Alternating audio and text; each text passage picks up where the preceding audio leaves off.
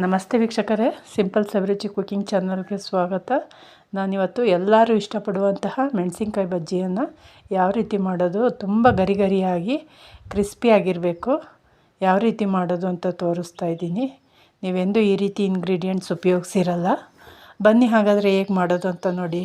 ನಾನು ಏನು measurement ತೋರಿಸ್ತೀನೋ correct ಮೆಜರ್ಮೆಂಟಲ್ಲಿ ಮಾಡಿ, ತುಂಬ ಚೆನ್ನಾಗಿ ಬರುತ್ತೆ. ಒಂದು 300 ಗ್ರಾಮ್ ಕಡಲೆ ಹಿಟ್ಟು ತೊಗೊಂಡಿದ್ದೀನಿ, ಬೋಂಡ ಹಿಟ್ಟು. ಅದಕ್ಕೆ 1 ಟೀ ಸ್ಪೂನು ಹುರಿಗಡಲೆ ಹಿಟ್ಟು, 1 ಟೀ ಸ್ಪೂನ್ ಅಕ್ಕಿ ಹಿಟ್ಟು ಹಾಕ್ಕೊಂಡಿದ್ದೀನಿ. ನೋಡಿ, ಸೇಮ್ ಮೆಜರ್ಮೆಂಟಲ್ಲಿ ಮಾಡಿ. ನೋಡಿ, ಓಮ್ ಕಾಳು ಇದೆಯಲ್ಲ, ಅಜ್ವಾನನ ಸ್ವಲ್ಪ ಉಜ್ಜಿ ಕೈಯಲ್ಲಿ ಈ ರೀತಿ ಹಾಕಿ 1 ಸ್ಪೂನು, ಅಂದರೆ ಉಪ್ಪು ರುಚಿಗೆ ಎಷ್ಟು ಬೇಕೋ ಅಷ್ಟು ಹಾಕ್ಕೊಳ್ಳಿ. ಈಗ ನಾವು ಕಾದ ಎಣ್ಣೆನ ಹಾಕ್ಕೋಬೇಕು. 2 ಚಮಚ, ನೋಡಿ ಮೀಡಿಯಮ್ ಸೈಜ್ ಚಮಚದಲ್ಲಿ 2 ಚಮಚ ಕಾದ ಎಣ್ಣೆ ಹಾಕ್ಕೊಂಡಿದ್ದೀನಿ. ಸೋಡಾ ಅಂತೂ ತುಂಬ ಕಡಿಮೆ ಹಾಕ್ಕೋಬೇಕು, ಒಂದು ಚಿಟಿಕೆ ಅಷ್ಟೇ ಸೋಡಾ ಹಾಕ್ಕೋಬೇಕು. ಹಿಟ್ಟನ್ನು ಅದನ್ನು ಕೂಡ ಕರೆಕ್ಟಾಗಿರಬೇಕು. ನೋಡಿ, ಸ್ವಲ್ಪ ನೀರು ಹಾಕ್ಕೊಳ್ಳಿ. ಫಸ್ಟು ಸ್ವಲ್ಪ ನೀರು ಹಾಕ್ಕೊಂಡು ಎಲ್ಲ ಕಂಪ್ಲೀಟಾಗಿ ಮಿಕ್ಸ್ ಮಾಡ್ಕೊಳ್ಳಿ. ಕಂಪ್ಲೀಟಾಗಿ ಮಿಕ್ಸ್ ಮಾಡ್ಕೊಂಡು ಆದಮೇಲೆ ಇನ್ನೊಂದು ಸ್ವಲ್ಪ ನೀರು ಮಿಕ್ಸ್ ಮಾಡ್ಕೊಳ್ಳಿ. ಒಂದೇ ಸಲ ಹಾಕಬೇಡಿ, ಯಾಕಂದರೆ ತೆಳ್ಳಗಾಗುತ್ತೆ. ಒಳ್ಳೆ ಹದವಾಗಿರಬೇಕು ಹಿಟ್ಟು ಕಲಸಿರೋದು, ತುಂಬ ತೆಳ್ಳಗಿರಬಾರ್ದು, ತುಂಬ ಗಟ್ಟಿಯಾಗಿರಬಾರ್ದು. ನೋಡಿ, ಈ ರೀತಿ ಇರಬೇಕು.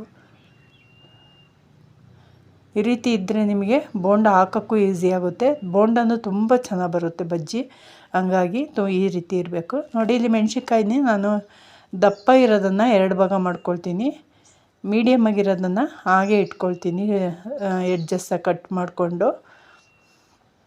ನೋಡಿ, ಇದು ಸ್ವಲ್ಪ ದಪ್ಪ ಇದೆ, 2 ಮಾಡ್ಕೊಳ್ತೀನಿ.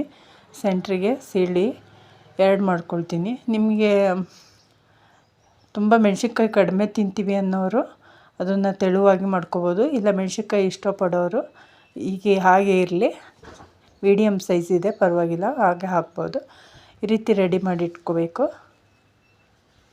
ನಾವು ಬೋಂಡ ಹಾಕ್ಬೇಕಾದ್ರೆ ಒಂದು ಸೈಡು ಒಂದು ಸ್ವಲ್ಪ ಮೆಣಸಿನ್ಕಾಯಿ ಕಾಣಿಸ್ತಾ ಇರಬೇಕು, ಅಂದರೆ ಒಂದು ಭಾಗ, ಒಂದು 5% ಭಾಗ ಮೆಣಸಿನ್ಕಾಯಿ ಕಾಣಿಸ್ತಾ ಇರಬೇಕು. ಆವಾಗ ಮೆಣಸಿನ್ಕಾಯಿ ಫ್ರೈ ಆಗುತ್ತೆ ಎಣ್ಣೆಯಲ್ಲಿ.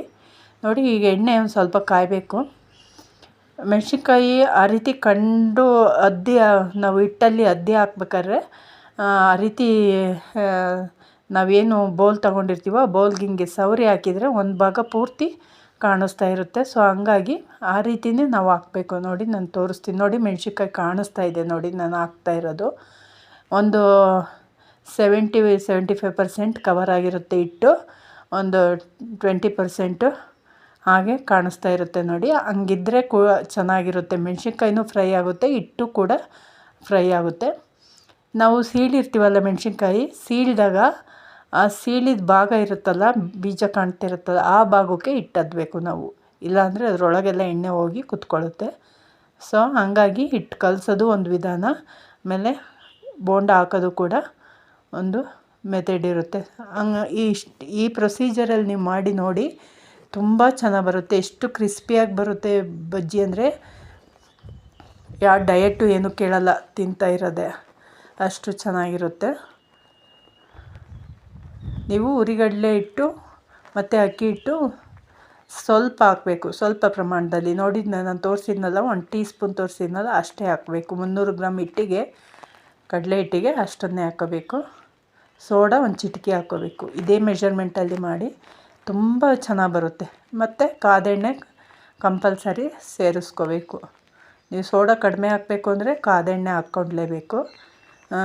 ಸೋಡಾ ಜಾಸ್ತಿ ಹಾಕ್ತೀವಿ ಅನ್ನೋದಾದರೆ ಕಾದೆಣ್ಣೆ ಹಾಕ್ತಿದ್ರೆ ನಡೆಯುತ್ತೆ. ಸೋಡಾ ಜಾಸ್ತಿ ಹಾಕೋದ್ರಿಂದ ಎಣ್ಣೆ ಎಲ್ಲ ಎಳ್ಕೊಳ್ಳುತ್ತೆ. ಸೊ ಹಂಗಾಗಿ ಸೋಡಾ ಕಡಿಮೆ ಮಾಡ್ಕೊಳ್ಳಿ. ನೋಡಿ, ಎಷ್ಟು ಕ್ರಿಸ್ಪಿಯಾಗಿದೆ ಅಂದರೆ ತುಂಬ ಚೆನ್ನಾಗಿದೆ. ಈ ರೀತಿ ಮಾಡಿ ನೋಡಿ, ನೀವು ಪದೇ ಪದೇ ಮಾಡ್ತೀರ ಬಜ್ಜಿಯ, ಅಷ್ಟು ಚೆನ್ನಾಗಿ ಬರುತ್ತೆ.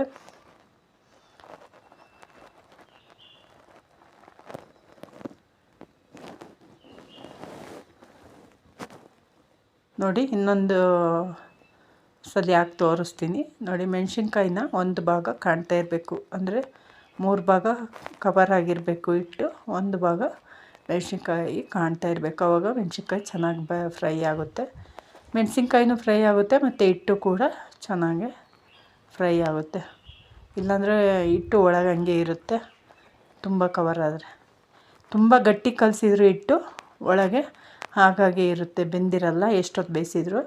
ತುಂಬ ತೆಳುವಾಗಿ ಕಲಸಿದ್ರೆ ಹಿಟ್ಟು ಹಿಡಿಯಲ್ಲ ಮೆಣಸಿನ್ಕಾಯಿಗೆ, ಹಂಗಾಗಿ ಒಂದು ಒಳ್ಳೆ ಹದವಾಗಿ ಕಲಿಸ್ಕೋಬೇಕು.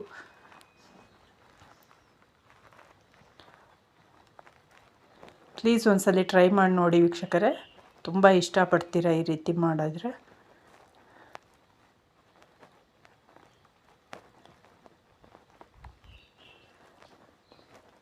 ಕರ್ದೆಣ್ಣೆ ಜಾಸ್ತಿ ಉಪಯೋಗಿಸ್ಬಾರ್ದು ಅಂತ ನಾನು ಕಡಿಮೆ ಹಾಕ್ಕೊಂಡು ಫ್ರೈ ಮಾಡ್ತಾಯಿದ್ದೀನಿ. ನಿಮ್ಗೆ ಬೇಕು ಅಂದರೆ ಜಾಸ್ತಿ ಹಾಕ್ಕೊಳ್ಳಿ, ಜಾಸ್ತಿ ಹಾಕ್ಕೊಂಡು ಜಾಸ್ತಿ ಒಂದೇ ಸಲ ಸೇರಿಸ್ಕೋಬೋದು.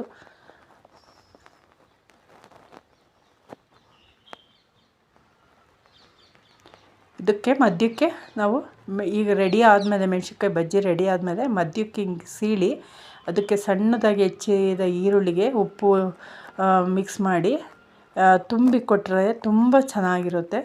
ನಾನು ಒಂದೆರಡು ಆ ರೀತಿಯೂ ಮಾಡಿ ತೋರಿಸ್ತೀನಿ. ತುಂಬ ಇಷ್ಟಪಟ್ಟು ತಿಂತಾರೆ ವೀಕ್ಷಕರೇ. ನೋಡಿ ಎಷ್ಟು ಚೆನ್ನಾಗಿದೆ ಮೆಣಸಿನ್ಕಾಯಿ ಬಜ್ಜಿ. ಒಮ್ಮೆ ಮಾಡಿ ನೋಡಿ, ನಿಮಗೆ ಗೊತ್ತಾಗುತ್ತೆ. ಇಷ್ಟ ಆದರೆ ಒಂದು ಲೈಕ್ ಕೊಡಿ ವೀಕ್ಷಕರೇ. ಪ್ಲೀಸ್ ಸಬ್ಸ್ಕ್ರೈಬ್ ಮಾಡ್ಕೊಳ್ಳಿ ನನ್ನ ಚಾನಲ್ನ. Thank you for watching.